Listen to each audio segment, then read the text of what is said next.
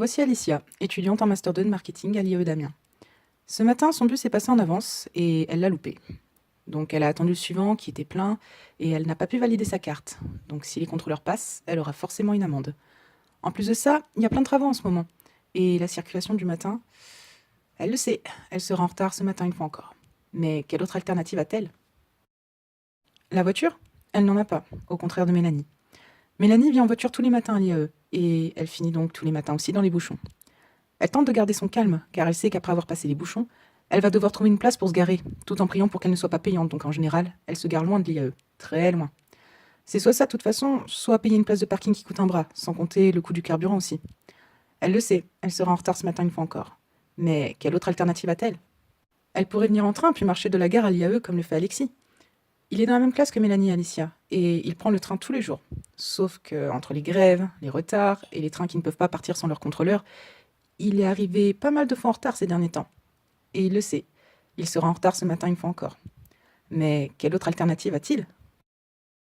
Finalement, Alicia est arrivée trop en retard pour assister à son cours, et elle attend maintenant la pause dans le couloir. En plus de ça, il y avait des contrôleurs. Donc elle s'est pris une amende.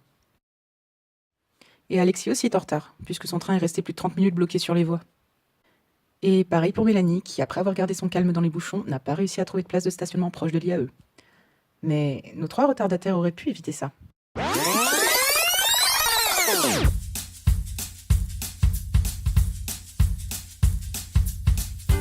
Celui qui dépasse le bus d'Alicia en vélo, c'est Benjamin. Il est heureux car il aime faire du vélo, et il n'arrive pas en retard lui au moins. Il apprécie d'autant plus de faire du vélo que ça ne lui coûte rien et qu'il reçoit des récompenses lorsqu'il atteint ses objectifs kilométriques. Et le tout en pratiquant une activité physique régulière, ce qui le met de bonne humeur. Vous voyez, même les amis de Benjamin lui font remarquer à quel point il est en forme et souriant.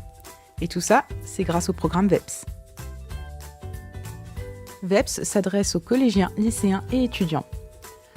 Ce programme propose la prise en charge intégrale de la location d'un vélo de ville et de son service de gardiennage à l'année, si et seulement si le jeune atteint son ou ses objectifs kilométriques fixés au préalable via notre application. Afin d'inciter le plus grand nombre à participer, des récompenses sont débloquées par palier de réalisation de l'objectif ou en gagnant des pop-up challenge. L'application mobile VEPS est très intuitive et propose un système de GPS et de géolocalisation afin d'optimiser son trajet en fonction de son objectif tout en vérifiant l'état du trafic. L'application envoie également des messages d'encouragement à l'utilisateur afin de le pousser à se dépasser constamment. En résumé, opter pour VEPS, c'est pratiquer une activité physique régulière, gratuitement, tout en obtenant des récompenses.